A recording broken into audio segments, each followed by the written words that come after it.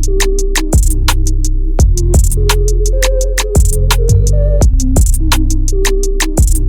guys, welcome back to my channel. Today I'm going to be doing my October reads video. I know I haven't done a monthly reads video in a while, but I'm going to try to keep on it and keep pulling them out every month. So this month, I believe I've read like 13 to 14 books, but a few of them were rereads, so I'm not going to do the whole, I'm not going to give you guys the whole list. If you do want to see it though, I will link my Goodreads down below and you guys can check out the my bookshelf. It's under October 2019. I am going to just be sharing the books that I would have really recommend, the ones that I really enjoyed this month. So yeah. Okay, so the first story, I have my notes down here. I just wrote like a few things down so I can like follow like a template or whatever, so I'm not rambling. Okay, so the first one I would say is The Italian. I really loved The Italian. It's by T.L. Swan. It came out in October and it follows Olivia Reynolds and Enrico Ferrera. And it follows Olivia. She's in Italy. She is just traveling right now. She's a fashion designer. She works, so she's a fashion designer and she's in Italy on a trip. The story starts out with her going to a restaurant and she has trouble reading the menu, of course, because it's all in Italian and she's from Australia. And she meets this stranger, this guy, Enrico, who is seeing that she's having difficulties. He goes and tries to help her translate the menu. They end up hitting it off and they spend the evening having dinner, and cut to it being like a whole weekend where they spend the whole weekend together, and she quickly finds out he's really rich, even though he told her his profession was a policeman. So he comes from a very wealthy family, and then the story goes on with a lot to do with his family, and that's like what the whole I guess the story falls under. So the drama and all of this, like the real story that takes place is within his family, and like it has a big part to do with their relationship. I don't want to give away too much, but I will say I did rate this 4 stars. I really enjoyed it and I thought it was great, and at the moment I'm trying to read as much of T.L. Swan's books because I really like her writing and I really like the story. So yeah. The second book is called Promised Nights. It follows Luke Daniels and Ash. Her name, the female's name is Ash. I think it's Ashley. I don't quite remember, but they nickname her Ash. So it's a typical, you fall in love with your childhood best friend. Ash's best friend's brother is Luke, and the three of them basically grew up together. She's always had a huge thing for Luke, but she's kind of come to the realization that he's never going to see her the way that she wants him to. So she tries to move on, tries to date other guys, while on the other side, Luke is in a relationship for 3 years, and it was kind of a relationship where it's just comfort now. You're just living together, but there's no commitment, and his girlfriend's looking for commitment, and he's like thinking like, no, I don't want to get married, I don't want kids, and that happens. So he's like figuring out like, is this really what I want? And then they connect, and that's how the story goes. There is a little bit of drama in there. It is an interesting story. I believe I gave it a 3 stars. I might be wrong, I don't know. But I really liked it and I would recommend it. It's a really great story. It's a cute friends to lovers story. Okay, so the next one is called Puck Me Secretly by Odette Stone. I loved this one. I think this was the first one that I read out of all of them. Puck Me Secretly, so Odette Stone. The story follows Rory. Rory is going back home to Vancouver because her dad wants her to work for the family business. Her father owns a sports team, and she is not excited about it whatsoever. She went to school for design and that's kind of the path she wants to take.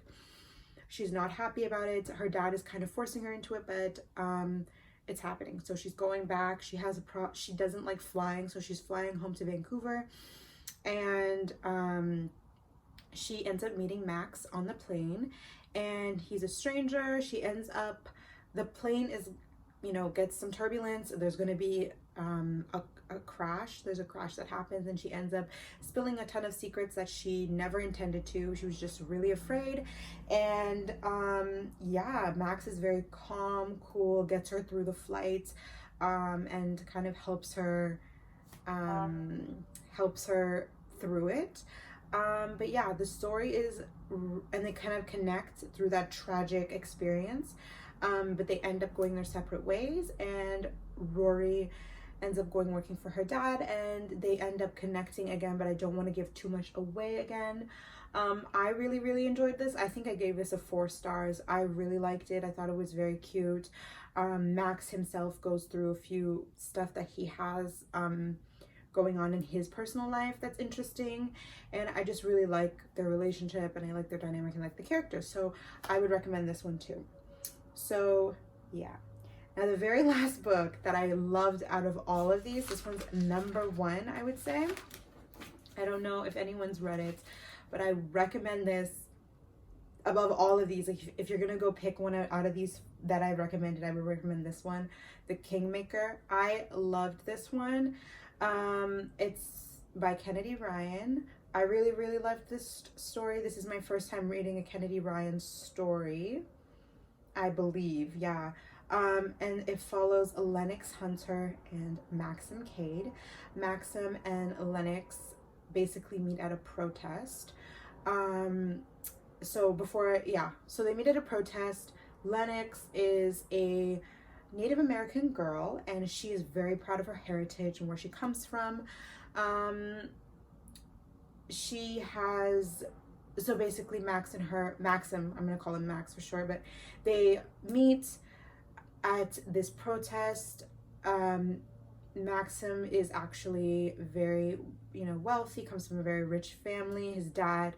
So basically the protest is for a pipeline, against a pipeline that's going through her reservation, and she's against it because it will soil the water they have in their reservation. So she's protesting against it. Maxim's dad is actually the one that's putting the pipe through the res. They meet, not knowing her not knowing who he really is.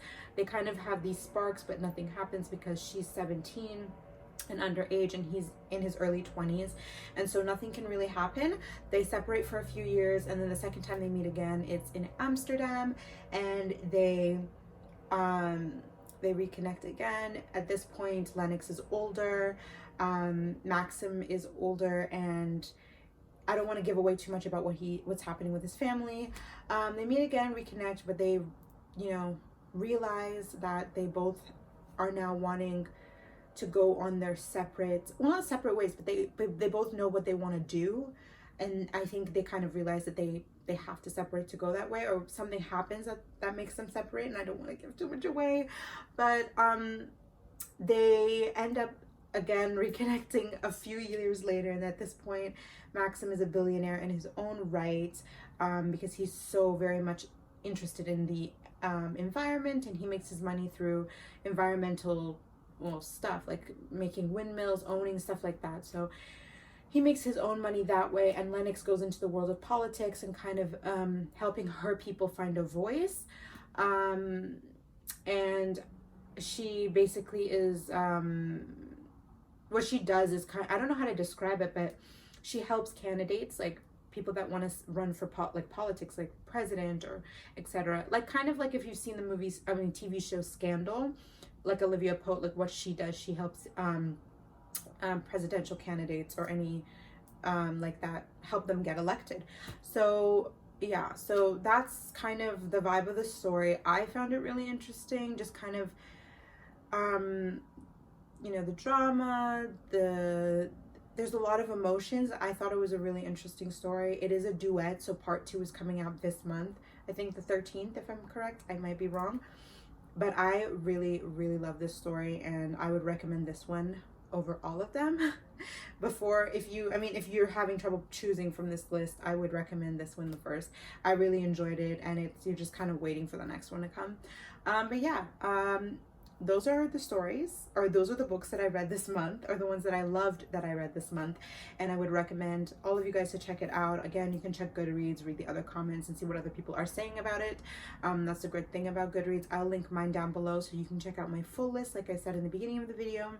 Thank you guys so much for watching. If you liked this video, give it a thumbs up. Please subscribe and leave a comment down below what book you read last month that you really loved.